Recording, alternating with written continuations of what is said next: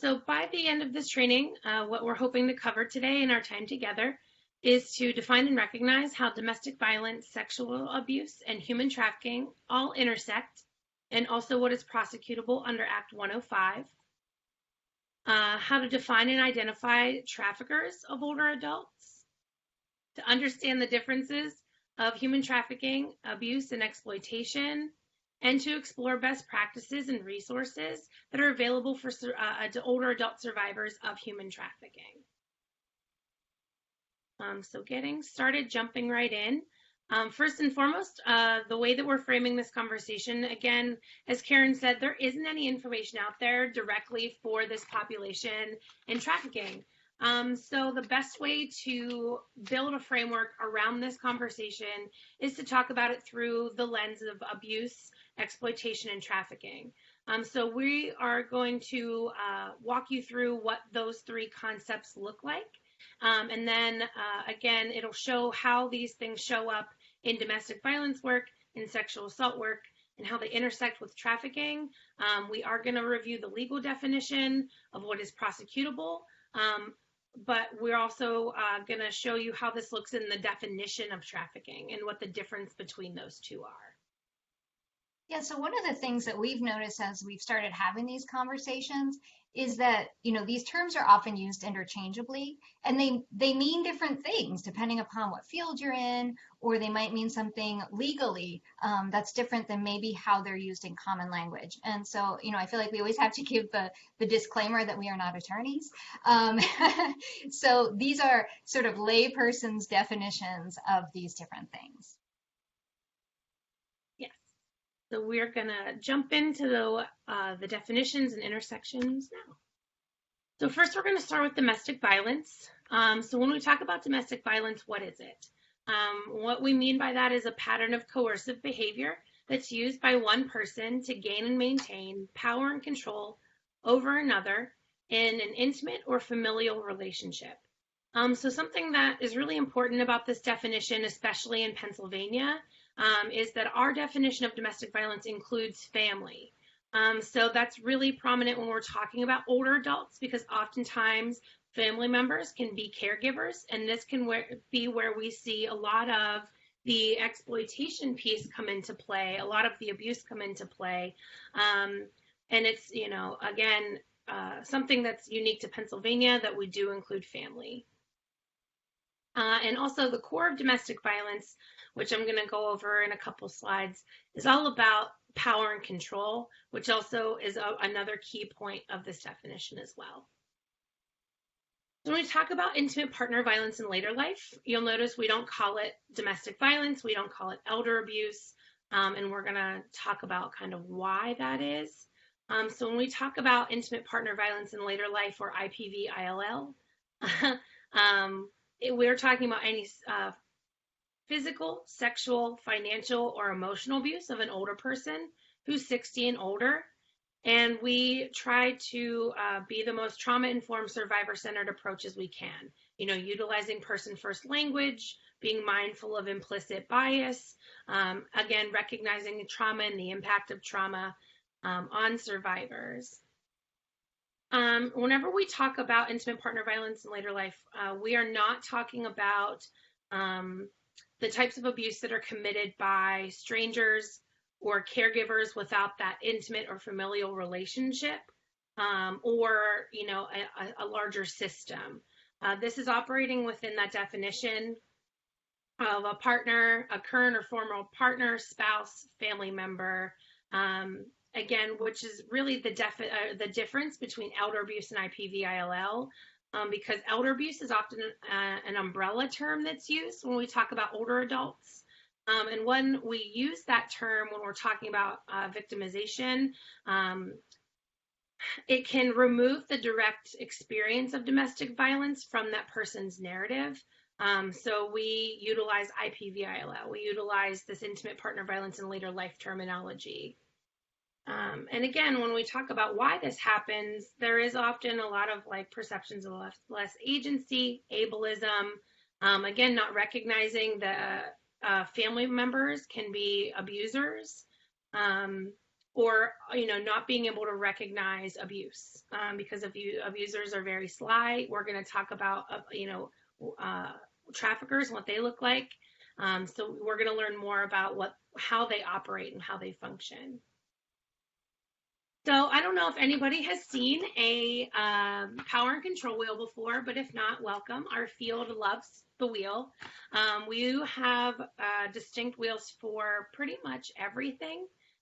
How this operates is the outer rim is the methods of behavior that are used by abusers, where you see the little spokes around the middle are the tactics that are used, the tactics of abuse. And all of them are operating to get to that center, which is, again, power and control, because that is what is at the basis of domestic violence. Abusers want to gain and maintain power and control over another person in a relationship. This specific wheel is adapted from the Duluth model. There is an original power and control wheel. This is one that I've adapted, where I kind of merged the traditional wheel along with the National Clearinghouse on Abuse in Later Life wheel, to pull out the, again, domestic violence experience, because the NCAL wheel included elder abuse. That's not included in domestic violence. The domestic violence wheel was not meeting the needs of older adult survivors in speaking to their direct experiences, because, again, depending on what identities you hold, whether that be, your gender identity, your age, your race, your ethnicity, all of these things come with vulnerabilities that abusers can exploit. So what NCAL did was they held a focus group and created this other wheel, which again included elder abuse. So we went in PCDV and we pared all of that down into what you see in front of you. So for some examples, of the longer term things, physical violence, that's a pretty straightforward one. We see a lot of, hitting and pinching and breaking bones, forcing medication, and not, hey, it's time to take your medicine. They don't want to. It's literally to render somebody comatose in order to take advantage of them, or to utilize their medications as a coercive bargaining tool. They can also create hazards or block access to doorways, or control the survivor's range of motion. When we talk about psychological abuse, that's longer term manipulation. So that's where we see the concept of gaslighting come in, which is that long term making the survivor question their reality to become dependent on the abuser for the narrative of what's actually happening in real time. Because the survivor has been undermined so frequently and been taught so often that what's actually happening isn't by the abuser, that the abuser now is in control of their reality. Then sexual abuse, this is where Karen's work and our work intersect.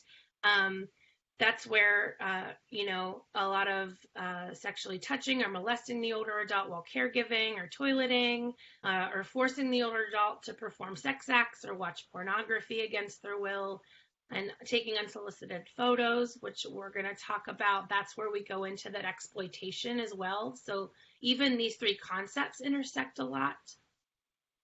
We also see, utilizing their privilege, capitalizing on fears of police brutality and racial bias, pressuring older LGBTQ adults to come out or threatening to out them, utilizing isolation, which we all know is already a very large issue within the older adult community, but this can be further exploited by abusers. A unique one that's adapted into this wheel is ridiculing values and denying access to traditions. And what that looks like is like destroying spiritual or traditional items of importance to limit or deny access to ceremonial traditions or church or worship.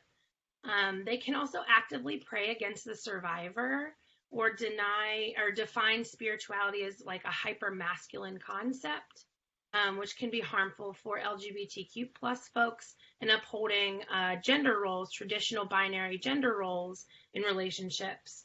And they can also utilize the concept that God doesn't allow divorce Again, which goes into that longer term gaslighting of forcing a survivor to stay. This is where you belong kind of stuff.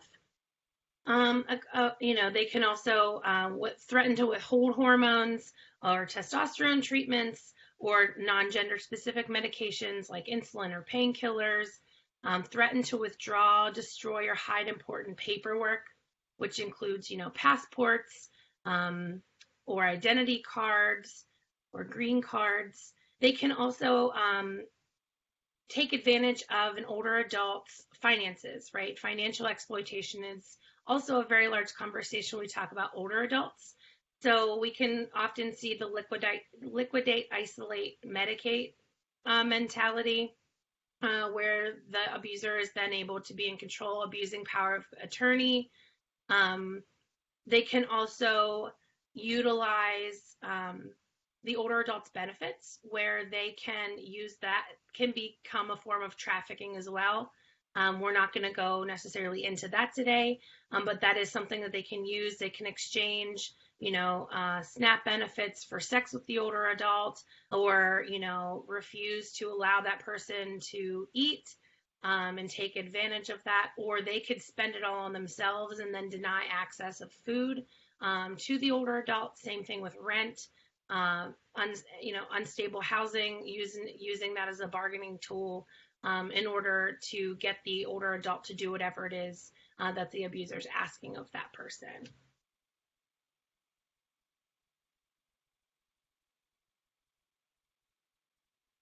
Thanks, Jessa.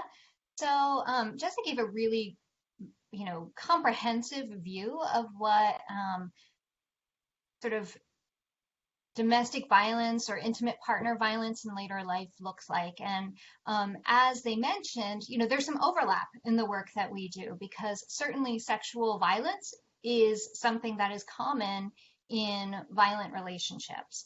But we also know that there are many people that experience sexual abuse, assault, or harassment outside those intimate partner or family member relationships. And so that's really the focus of the work at PCAR, is to attend to the sexual violence that is occurring certainly within those intimate partner and family member relationships, but then also for those experiences that fall outside of those relationships.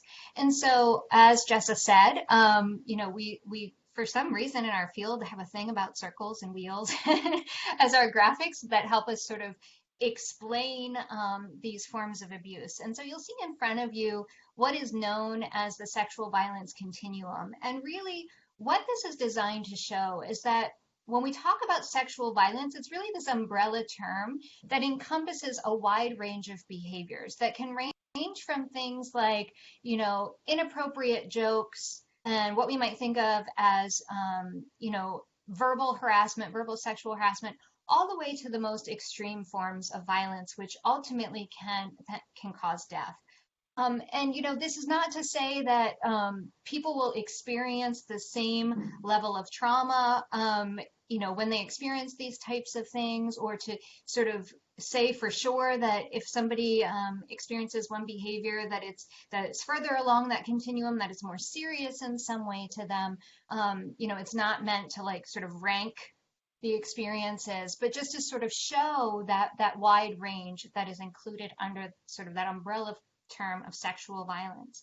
But the other thing that this graphic demonstrates is that we know that whether we're talking about domestic violence, intimate partner violence, sexual violence, other forms of interpersonal violence, that is all really rooted in oppression and taking power over another individual. And that's rooted in a lot of those isms that we talk about. So racism and ableism and classism and ageism and sexism and all the isms, really, because we know that these types of violence occur when one person feels that they are of greater value than another person, and that they're going to take advantage of that other person, take power and control over that individual. And so, again, what we're really talking about are a range of behaviors. Some might be deeply, deeply harmful, but not necessarily illegal. And so we also want to acknowledge that, there could be multiple forms of sexual violence that are happening at within one incident or within one experience.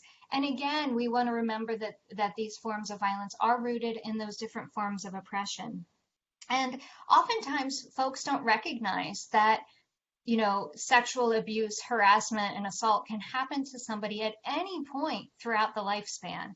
So we know that unfortunately it impacts children of very young ages, but we also know that the same is true at the opposite end of the age spectrum. So we know that older adults can be victimized in this way as well.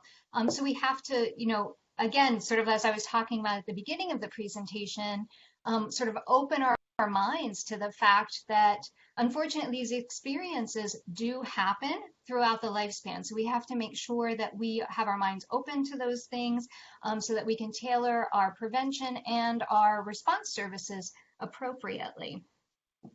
And so that sort of, gets me thinking about the biases that we have around who can be a victim of these types of crimes.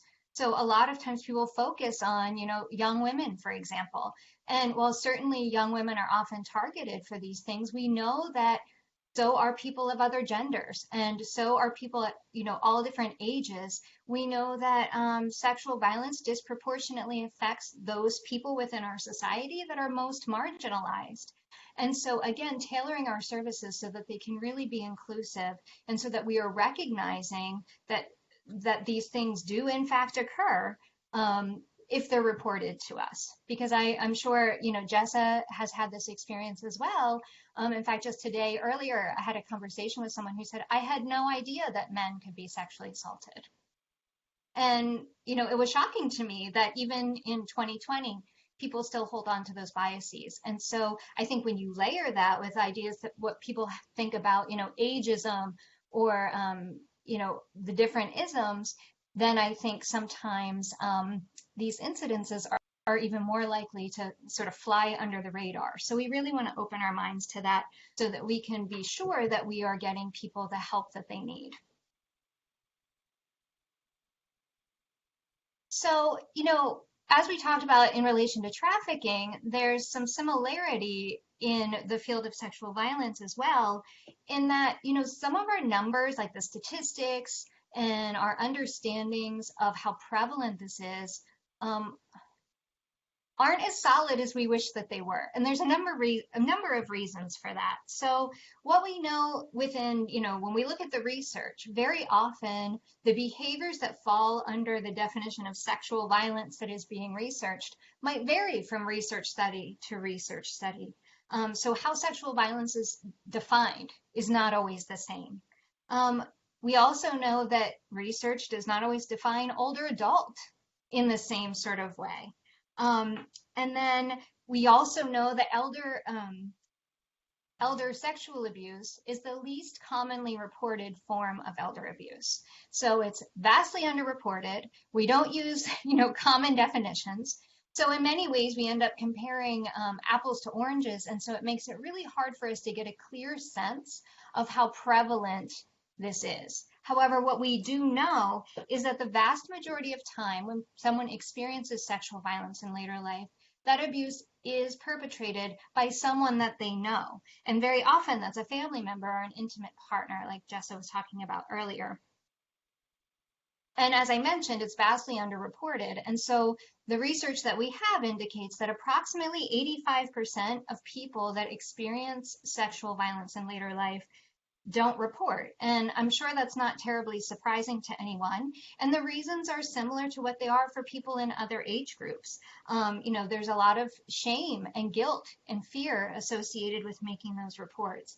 But then there are additional barriers to reporting, which may be because the person is dependent upon the individual that is abusing them. Again, whether that's a family member or maybe it's a non-relative caretaker. And so that dependence on that person might keep them from coming forward.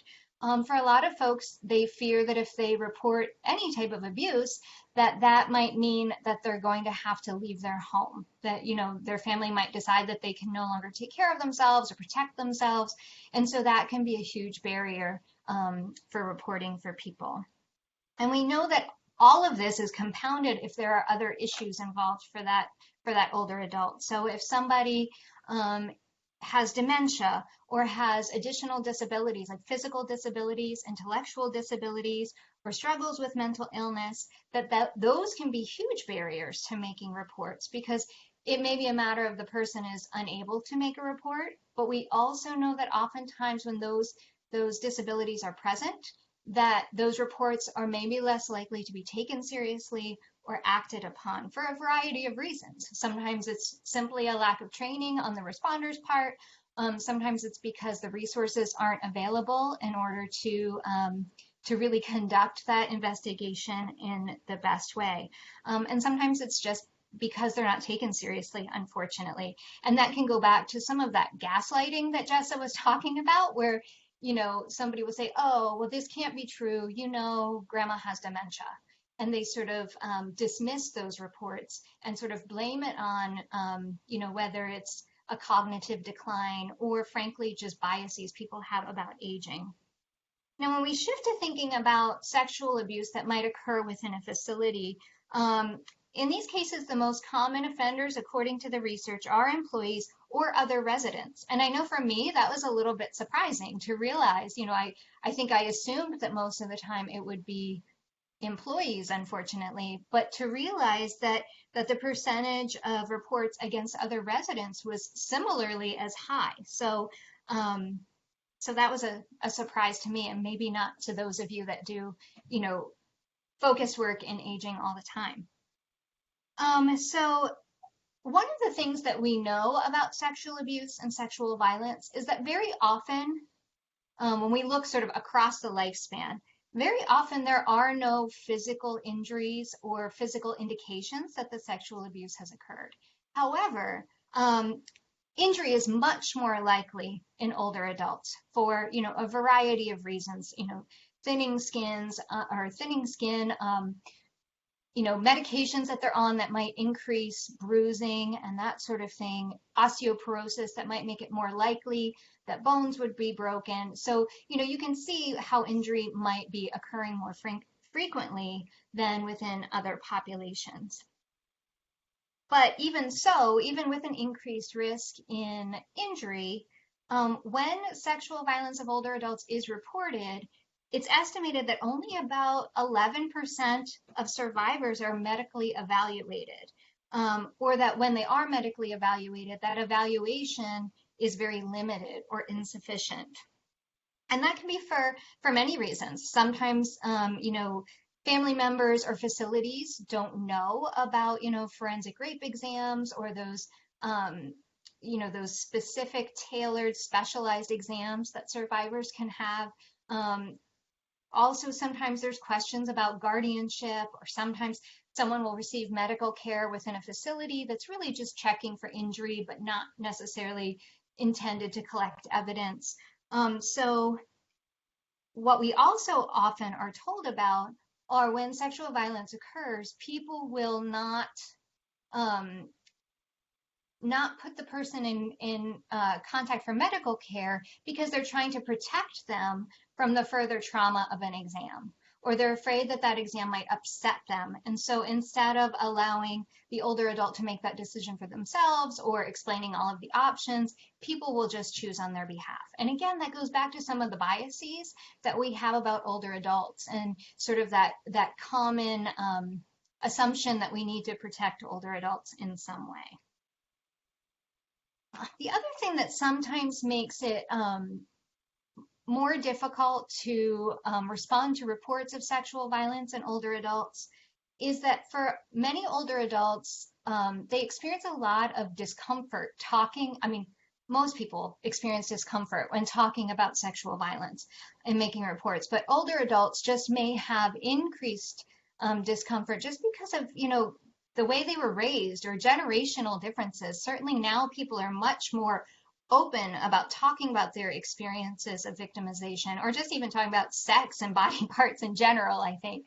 And so what we find is that for a lot of older folks, they may use, when they do report, different types of language, or they might use euphemisms, or maybe only go so far to explain what happened, which certainly limits a responder's ability to, take that report or to conduct that investigation. And so, again, just something to keep in mind so that we can be sure that we are asking questions, that we are giving that survivor opportunities to share their whole story, recognizing that it might take multiple meetings, it might take time, and that sometimes we might just have to ask a few additional questions to get at what exactly it is that they're talking about, because they might be a little more guarded with that information than some other folks might be.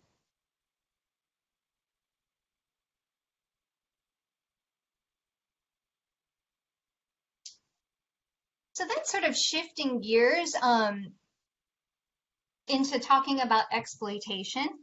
So again, the term exploitation is often used to talk about a number of different things. So we're really not comparing the same things necessarily when we talk about exploitation. So in general, what we mean is that someone is taking advantage of someone else's resources. So we might hear this in terms of financial exploitation, right? We hear that's a phrase that I hear quite commonly, whether it's on the news or just in casual conversations.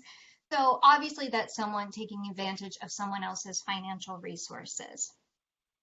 You might just be exploiting somebody, by, you might hear about family members, for example, that will take advantage of an older adult by, moving into their home and like sort of squatting in their home, or taking advantage of them by, utilizing their car all of the time or some of their other types of resources. And what gets tricky when we use the term exploitation is there are different forms. So there's, like I said, financial exploitation, or maybe other sort of less defined forms of taking advantage of someone else's resources. But then we have another term that we use, which is commercial sexual exploitation, which is another way of talking about human trafficking or sex trafficking. And so it's just really important that when we're using these terms that we're understanding exactly what we're talking about, because sometimes we're not actually talking about the same things within different settings perhaps, or even how something might be defined in lay terms versus how it's defined in legal terms. So again, making sure if you're talking with someone about exploitation, you're on the same page about what type of exploitation you're talking about. Which is the perfect segue into trafficking, right? Everybody seems to be talking about human trafficking. So it's important that we are realizing what we mean, right? Being very cognizant of the language we're using and really have a definition that makes sense for what it actually is. So trafficking by definition is when people profit from the exploitation of others through the use of force, fraud, and coercion. Legally, again, this term has a different meaning. In Act 105, which is something that we will be going over, that's kind of the legal way that human trafficking gets defined. And it talks about what is actually prosecutable by law. But during this presentation and in the conversation again, that Karen and I are starting within the state, with aging and with APS and OPSA, is talking about it through the definition that you see on the screen, which is through the context of exploitation and abuse through force, fraud, and coercion. Because as you can see, force and coercion are things that are also fraud, right? Because oftentimes abusers are being fraudulent about who they are in that relationship and how they show up. But these three concepts are literally how we talk about our work. Using force, which is physical violence, whether that be, through physical force, through sexual violence, a forced action onto a survivor, or again, coercion. We see different forms of that in both domestic violence and sexual assault, in sexual violence fields. So these concepts are really prominent for the lens of how we function in our work. So to us, the overlap is very clear because trafficking is using these things to exploit others. So that's the definition that we're talking about in this conversation.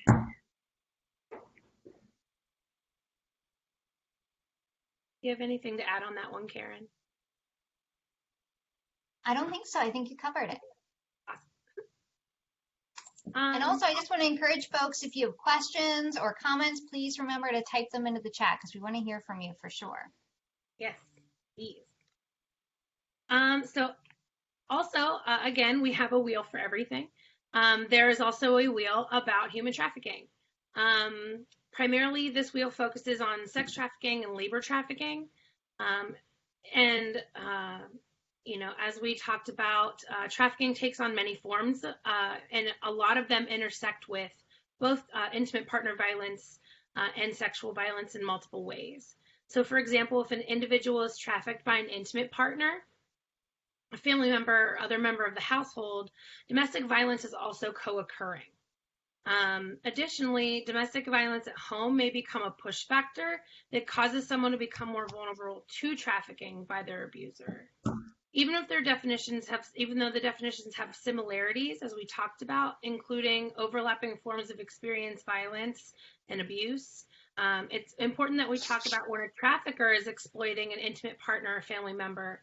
The familial relationship itself may be used to perpetuate and exploit a power imbalance.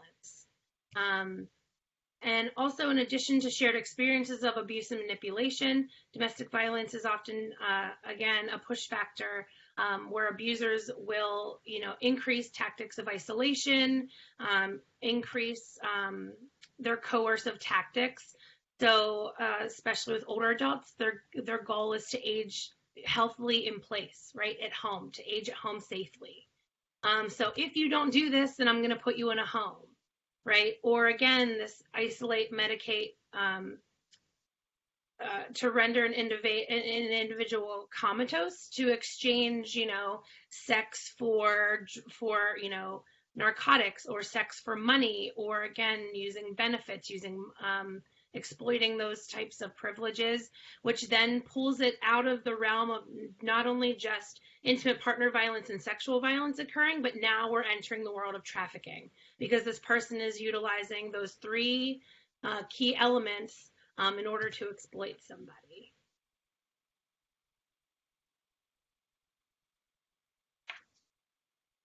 All right, so now we're going to dive in and talk a little bit about Act 105.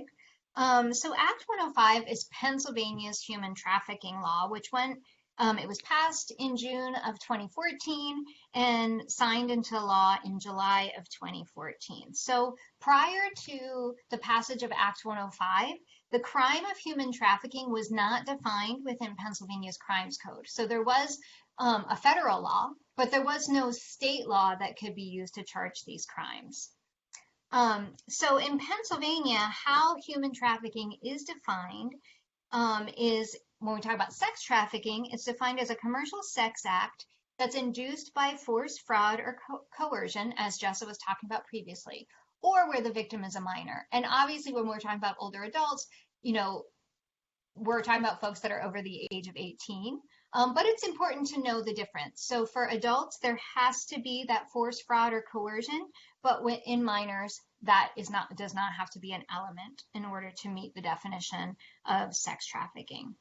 And so then when we look at labor trafficking, which we're not focusing on quite so much today, but is absolutely still an issue with older adults. With labor trafficking, we're talking about labor that's obtained by use of threat of serious harm, physical restraint, or abuse of legal processes. And some of the ways that we see this happen for older adults is maybe particularly within like domestic work, for example, agricultural work, where older folks are exploited for their labor. And so Act 105 not only is of great benefit to prosecution by providing definitions, so now we actually, know what we're talking about. We actually have crimes that can be charged. It codifies certain acts that traffickers use. So, it acknowledges those other crimes that can be linked to trafficking. And then the other thing that Act 105 does that has been beneficial is it also aims to strengthen services and programs for victims.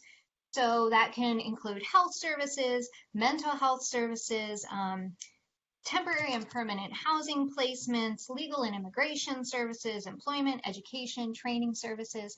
Again, because what we want to do is we want to help survivors to be well positioned to be able to lead happy and healthy lives. And so if we know that people that are vulnerable and marginalized are more likely to be trafficked or exploited, then let's do what we can to make them less vulnerable and make them less marginalized by making sure that we're wrapping services around them so that we're so that people aren't in positions where they are vulnerable to trafficking. So, for example, we know that a lot of folks that are living in poverty or who are homeless are at much greater risk because they may fall into trafficking because they're trying to get their basic needs met. So if we can implement and put into place those services that help them with housing, that help to lift them out of poverty, then we make it less likely that they will experience that re-victimization. The other things that Act 105 aims to do is it aims to increase public awareness and provides for additional training for first responders. And so that's something certainly that Jess and I do some work on.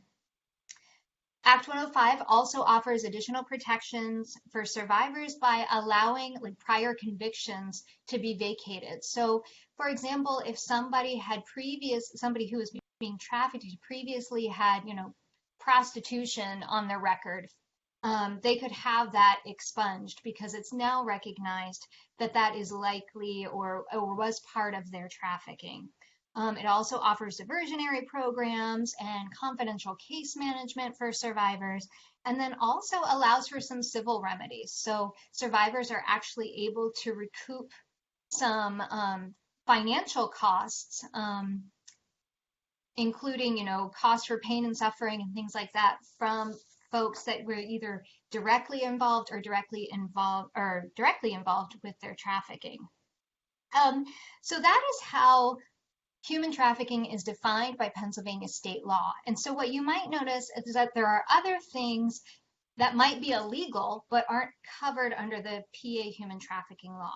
Something that is commonly referred to as benefits trafficking. So again, illegal and a crime, but we're using the term trafficking to talk about something that doesn't fall under the human trafficking law. So you start to see how, oh my gosh, this gets a little confusing and maybe a little bit muddy because we use these terms in different ways in different fields to mean different things. We also know that there's unfortunately cases of organ trafficking. Again, illegal, not okay, but does not fall under the umbrella of Act 105 and the way that human trafficking is defined in Pennsylvania. So once again, as we talked about with exploitation, we want to make sure that we are using common language when we talk about trafficking as well, so that we understand, so that we're on the same page, whether we're using those legal definitions or lay definitions, or regardless of which field we come from. So I just want to check in. Does anybody have any questions, or has anybody come in contact with an older adult survivor of trafficking? You're welcome to type into the chat or unmute yourself.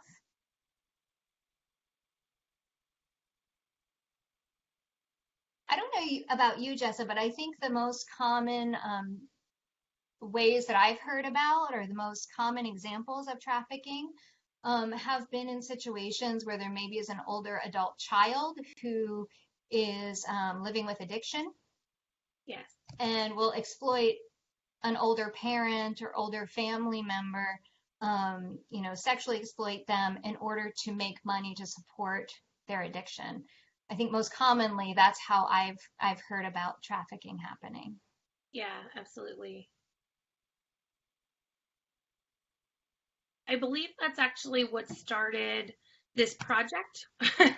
Whenever that was shared, at the Neff Symposium 2 years ago with Denise from OPSA, Denise Getchin was like, hey, we're seeing a lot of this.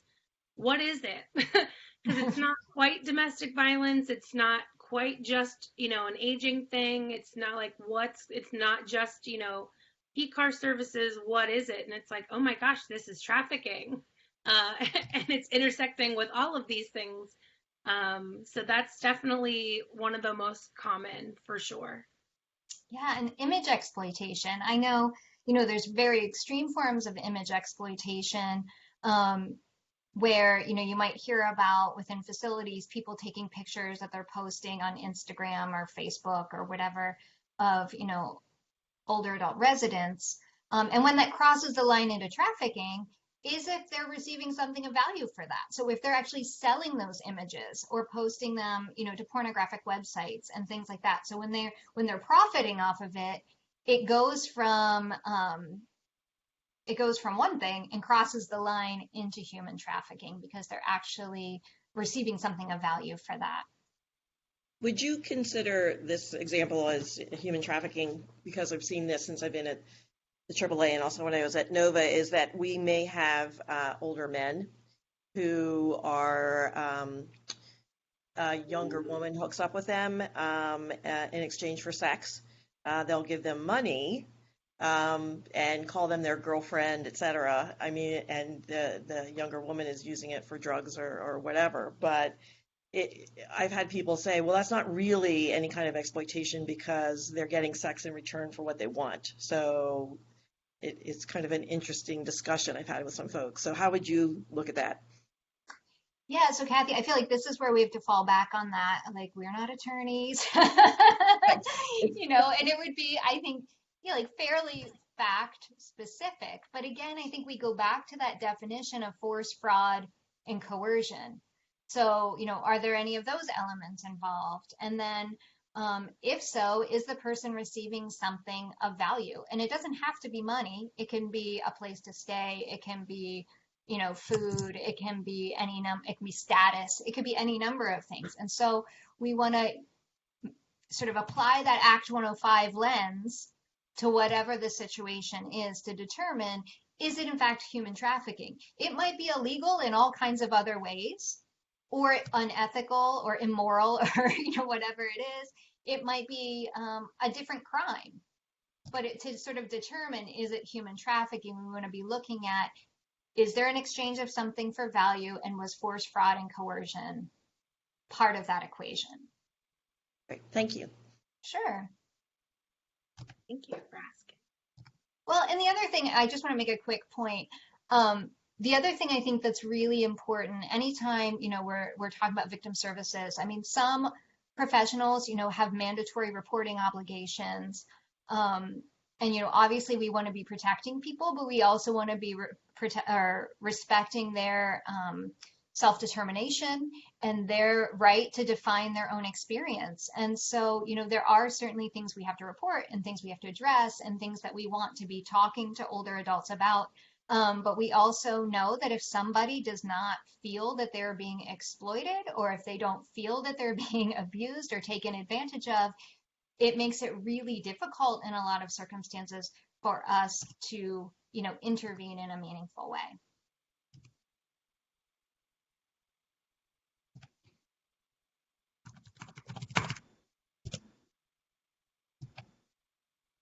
Let's see, Jess, are you still there?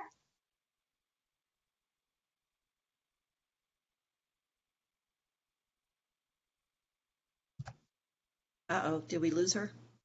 We might have lost Jessa. Oh boy. So let me see here. Let me see if I can pull up the presentation on my computer and see if I can share it. Okay.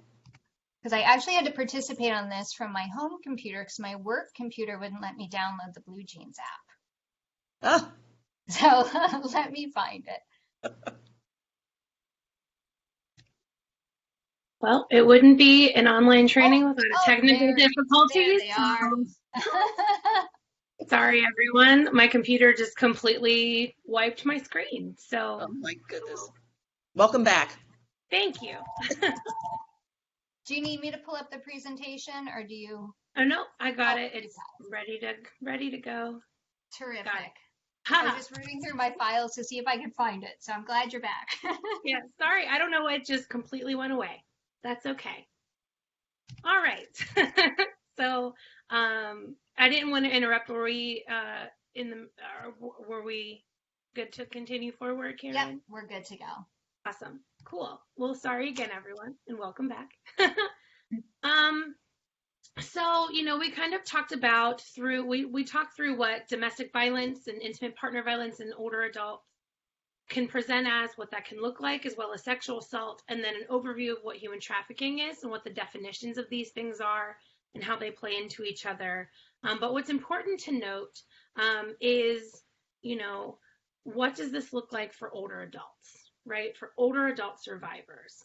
Every individual is going to have their own reactions and needs in the wake of their victimization, whether it just be domestic violence, sexual assault, or trafficking, or again, where they exist in these overlaps of how they coexist together in a victimization. But there are going to be some common threads, right?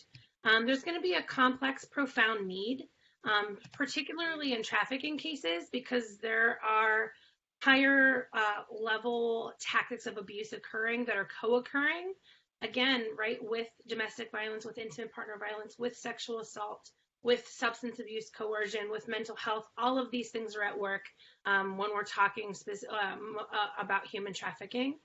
There's also going to be a lot of language or cultural barriers, right? Especially with older adults, because as Karen said, we define things. We use different language. Generations use different language to refer to different body parts, to different acts. Even talking about domestic violence or sexual violence, using those words, or as we showed in this presentation, how all of our fields use these terminologies, abuse and exploitation and trafficking, in such different ways. So that can create an issue, right? It can also be very hard to identify. Again, we hold implicit bias and expectations around who and who is not a victim, what victimization actually looks like, what is considered, an intervention-worthy victimization, or, do I have that language, or do I have the knowledge to identify that this is something that exists on the fringes of the overlap of DVSA and trafficking, right? Oftentimes, survivors are blamed for their victimizations, both by their abusers, but also systemically. There's a lot of stigma around being a survivor of, why wouldn't you just leave? If someone did that to me, I wouldn't X, Y, and Z, right? Why don't you just move then if it's so bad? Or why don't you block them? All of these things come into play. So survivors can be less likely to come forward for help to begin with, but then oftentimes when they do, they are victim blamed.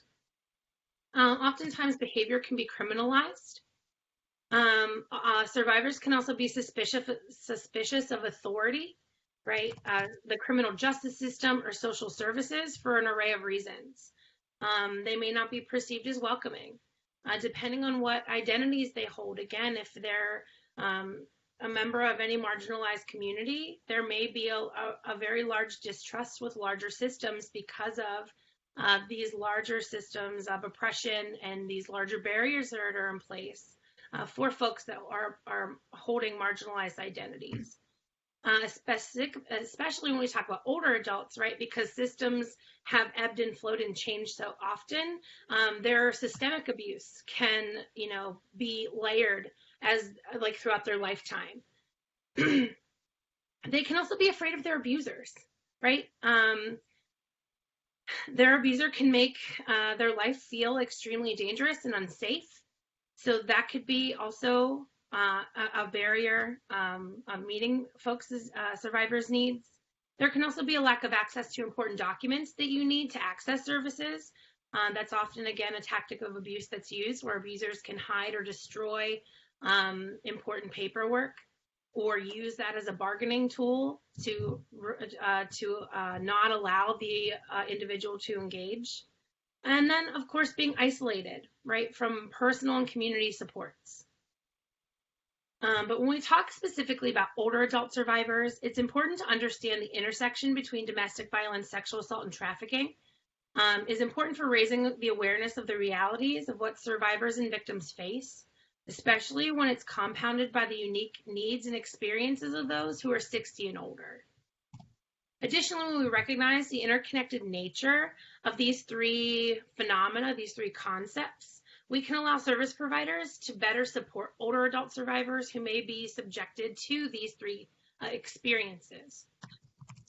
We also need to consider that there are forms of trafficking that may be happening around the older adult, right? We've talked about a lot about what happens when it's happening to the older adult, but this can happen, for in-care providers, care facilities, or agencies or people who provide domestic work, like lawn maintenance, things like that.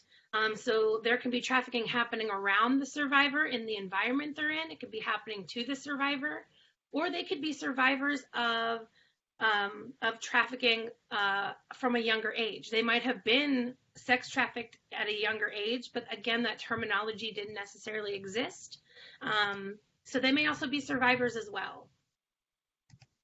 And when we're talking about what this looks like and how these barriers exist, it's important that we talk about this idea of this perception of less agency, that older adults hold less agency over themselves, right? That there's inherent racism that exists, or I'm sorry, well, that also, but inherent ageism that exists when we talk about folks that are 60 and older. They would never hit them. My grandpa's so sweet. My grandma's such a sweet person. Infantizing the older adults, talking down to them, not allowing them to have their lived experiences. Oftentimes, folks assume that older adults are asexual as well, which is also harmful in itself, of not, again, creating a safe environment for survivors to come forward, which can also lead, and Karen, I'm sure, can say more about this, but rampant STI infections, because we don't talk about the sexual health of older adults, and mental health that can be paired into that. I'm sure folks were in the other workshops today, how all of these things can impact health as folks age, right? The health impact that this has as well. They're also seen to be in greater vulnerability with older adults because they're more likely to engage in systems, which can put them at a higher potential for injury, for cognitive issues, increased issues around their mental illnesses, or medications.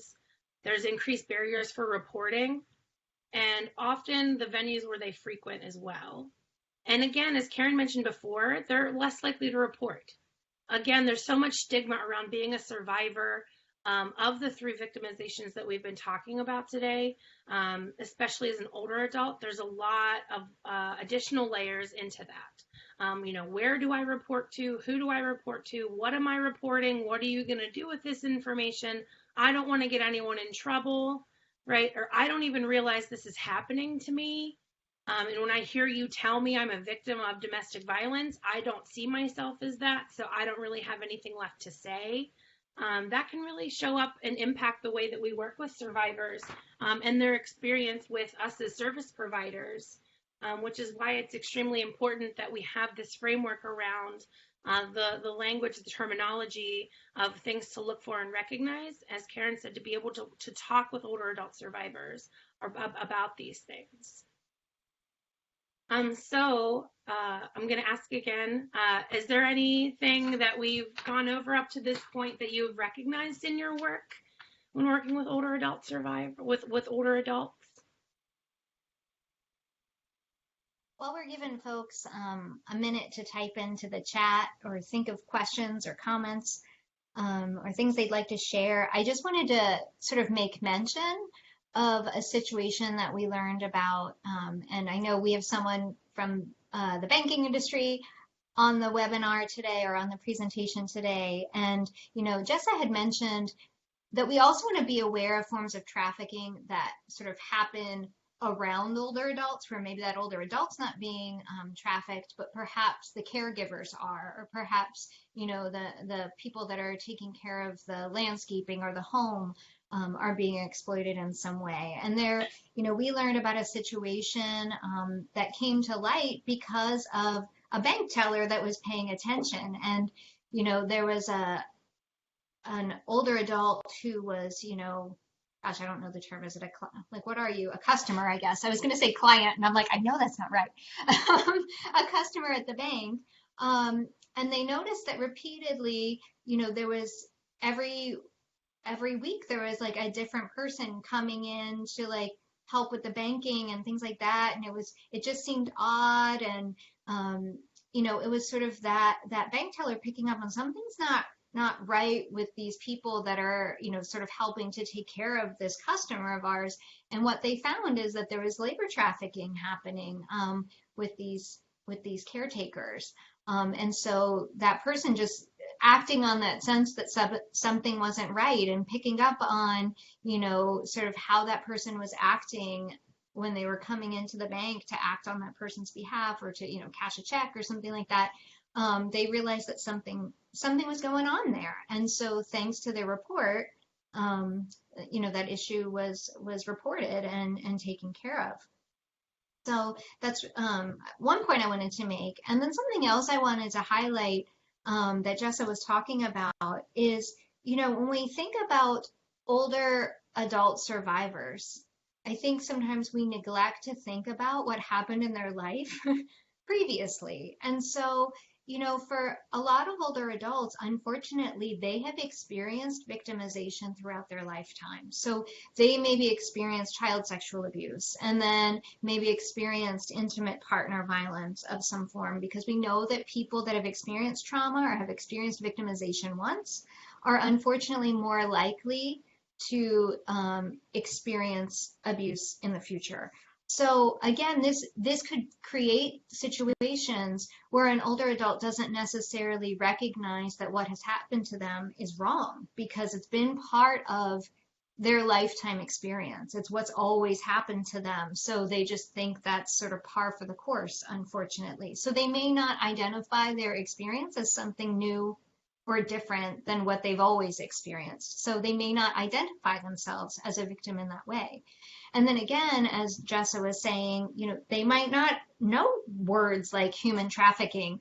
They might know that something happened that they don't like or that they're in a situation that makes them deeply uncomfortable, but they may not realize that that's actually something illegal, particularly if that abuser or that trafficker is doing that sort of intellectual, emotional abuse and control that we know is so often happening. Well, it doesn't look like there's anything in the chat, so we'll go ahead and move forward. Okay, so we're going to go ahead and shift some gears and start talking about traffickers. And I think, as we've mentioned over and over, trafficking is all about power and control. And traffickers are incredibly savvy and manipulative. And so you see on the screen, it's supposed to be a wolf in sheep's clothing. I thought this was the greatest graphic until everybody started asking me, why do you have a picture of a fat wolf? And I was like, no, it's a wolf in sheep's clothing. And that's really what traffickers are, because they will often present themselves in one way to the victim or to that victim's family. They will be that nice person, that person that wants to help and assist and help fulfill needs and just fill that void in that older adult's life, regardless of what that void is. Maybe it's basic needs, maybe it's companionship, maybe it's being able to go out and about in the community, if somebody isn't able to drive or is isolated within their home, but they want to be that person that's fulfilling a need. And so very often they present themselves as that sort of that superhero that's swooping in and going to take care of things. And they make friends and they make nice. And then what we see is that relationship starts to twist and turn. Very often these situations don't start out as being abusive or obviously abusive. There's, this, we call it grooming tactics a lot of time. But what that means is when perpetrators intentionally, sort of gain the trust and gain the affection of the victim and for the people that sort of surround that victim. So it could be family members and friends and sort of, play up to them so that they can sort of fly under the radar when that behavior starts to change. They hide behind that shield of, oh, but they're so nice, they would never do that, right? That's not an accident. Traffickers and abusers do that on purpose. That is intentional, because Then when the victim makes a report or that survivor makes a report, that perpetrator has given themselves that protection of, oh, they're so nice, they would never do such a thing. And unfortunately, we know the opposite is so often the case. So, that manipulation and that grooming of that individual and family member, that's intentional. They do that on purpose. And then we also know that traffickers, they're going to target those most vulnerable people. They're going to target the people that are least likely to be to make a report, and the people that are least likely to be believed.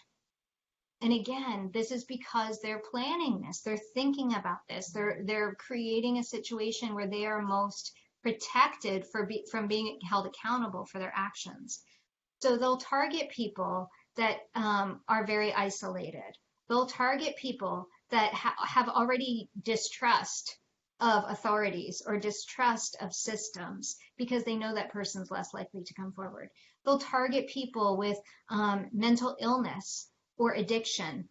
And if a person's not already addicted, they might create an addiction by, like as Jessa said, by feeding them medications inappropriately or by getting them addicted to other types of drugs or alcohol. We also see oftentimes that, they'll target or they'll sort of make those threats around, you can't report this to law enforcement because they will never believe you. They will never believe you. Your family won't believe you because they love me, and they'll sort of, again, create additional vulnerabilities to ensure that that person's less likely to report or to protect themselves in the event that that person does report. So, again, we want to be thinking about those older adults that have disabilities or are, medically dependent upon others for care because we know that they are at greater risk. And again, thinking about older adults that are living with alcohol or drug addictions, making sure that we're paying attention to these folks. And so often we know that they're the populations of people that are not believed when they come forward. And so again, we have to challenge our own biases around this so that we're making sure that survivors are getting the help that they need and that offenders are being held accountable. So, if we want to go back and think about, the sexual violence slide and the intersections of oppressions that people experience, those biases really come into play and traffickers will use that to their advantage. So, really, when we say who are the traffickers, it could really be just about anybody, unfortunately. But what we do know is, unfortunately, more often than not, that trafficker or that abuser is going to be somebody that is close to that survivor. It's going to be, a family member or an intimate partner or a caregiver. And it's horrifying to think children and grandchildren abusing an older adult, but unfortunately that's probably the most common situation, at least that I've heard about. And same with trafficking, the most common situation that I've heard about. We know that within intimate partner relationships, there can be abuse, but then as Jessa was talking about, that can very often slip into that category of human trafficking if we're having that abuse that is involving the force, fraud, and coercion and the exchange of something of value. And so we're not only thinking about those folks who might be in that person's life right in that moment, but are there former intimate partners or former spouses that might be on the scene or back in the picture or have continued to be in the picture that might be involved in the trafficking in some way. And then it could be folks within the community. So, whether that's caregivers within facilities or institutions, whether that's caregivers that are providing in-home care, employers. So, of course, people ages 60 and up are still, active within the workforce and are employed. And so we know that employers can be exploiting people. And so, whether that's labor trafficking, whether that's sex trafficking, or, a combination of the two. And again, as we mentioned, facilities, nursing homes, or senior center programs. So, if you're somebody that wants to exploit, abuse,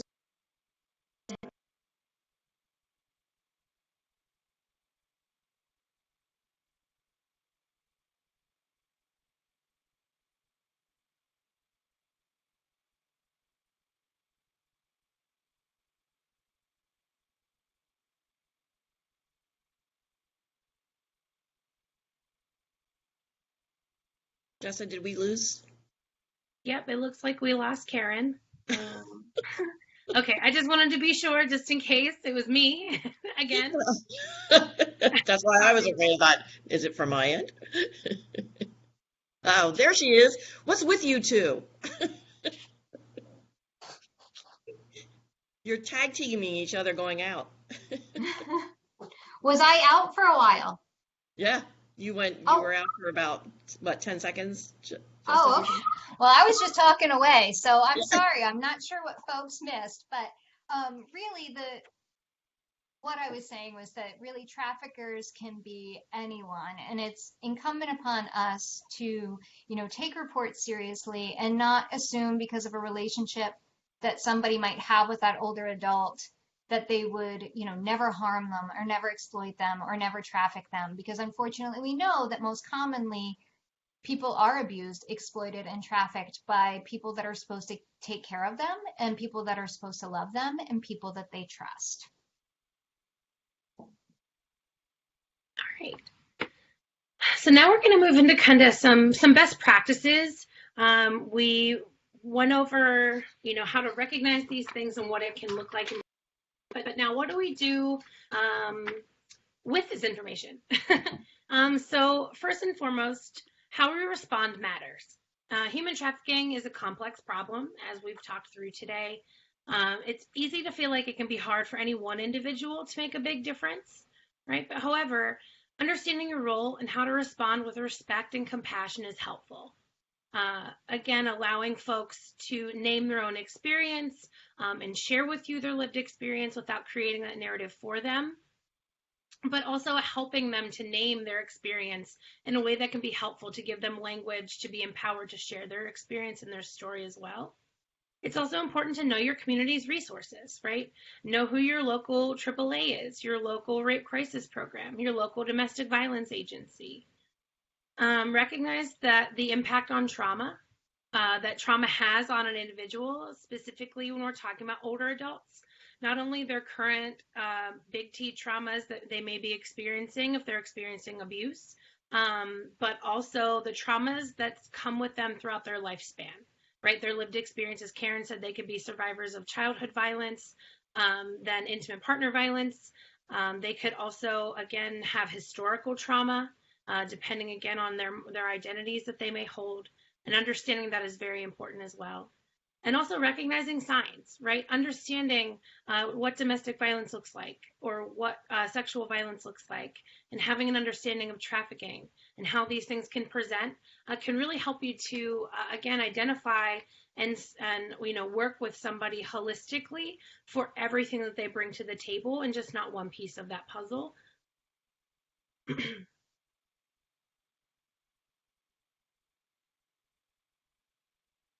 I had to unmute myself there.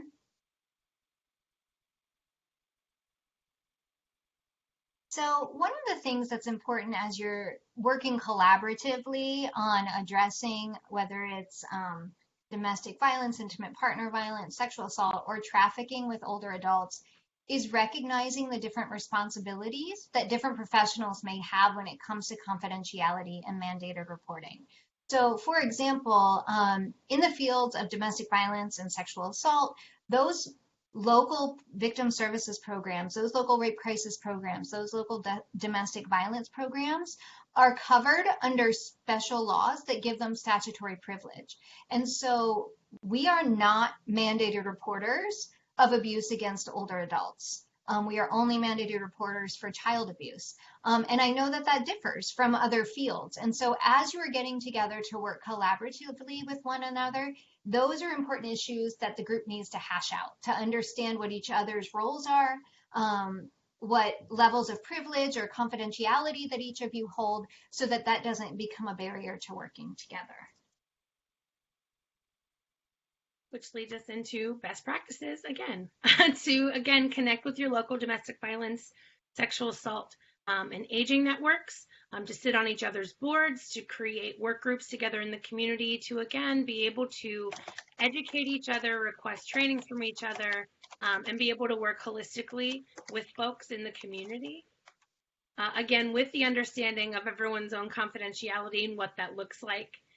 It's also important for education, advocacy, and outreach efforts. And then, of course, referrals. So, develop your working relationships, develop referral processes for cross-training and referring between each other's agencies, right? Because we don't have to silo folks, right? Based on just being by circumstance of age, you can only work with aging. If there is DV or SA present or trafficking, you can work alongside with DV and SA programs. And same with us to aging as well, or the hospital system, or whatever venue it is that you are working with somebody. Cross collaboration is really important.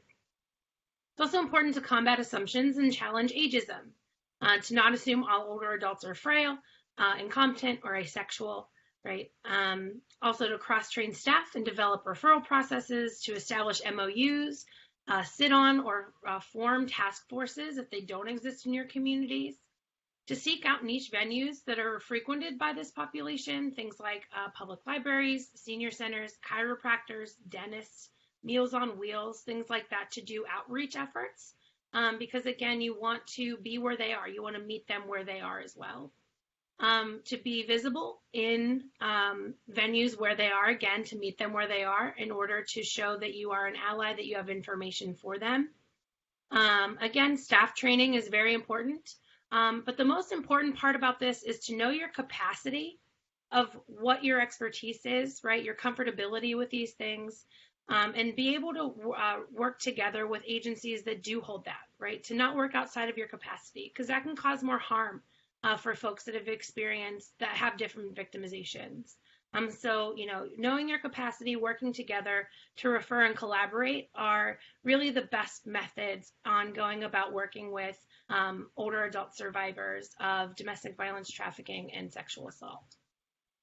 Yeah, so just sort of to tag on to that quickly, I just wanted to say that, Bucks County is ahead of the game. I mean, Kathy already mentioned earlier about the Bucks County, the Bucks Coalition Against Trafficking, BCAT as it's commonly called.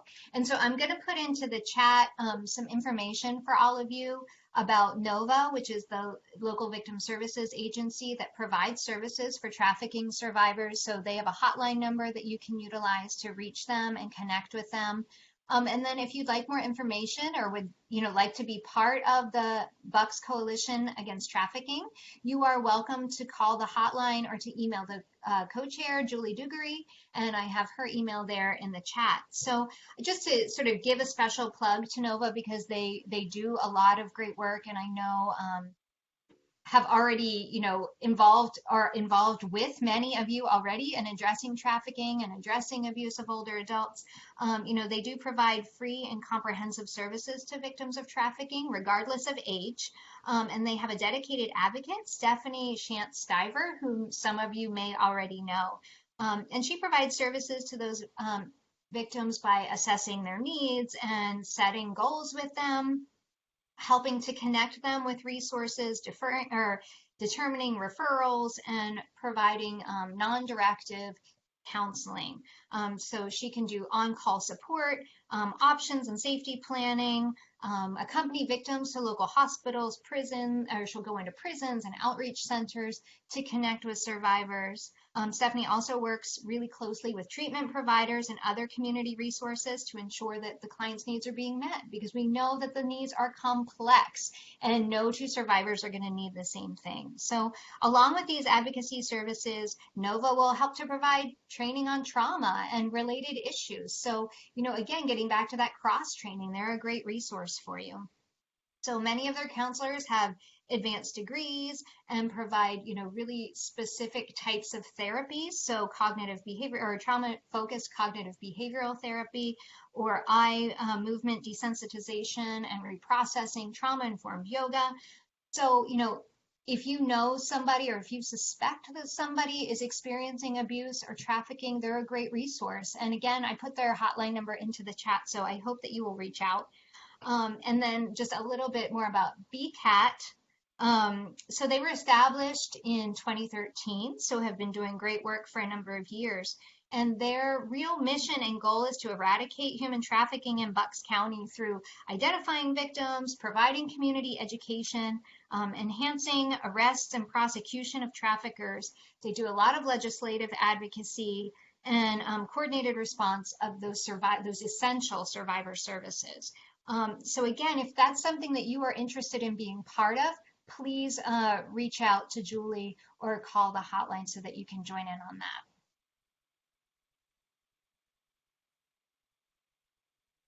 We are almost out of time, so I didn't know if there was any last thing that you wanted to quickly say or if there were any questions from the group. Yep, so this is the National Human Trafficking Hotline. We wanted to provide that resource for you. I'm going to, this is Karen and I's contact information. If you have more questions, please feel free to reach out to us.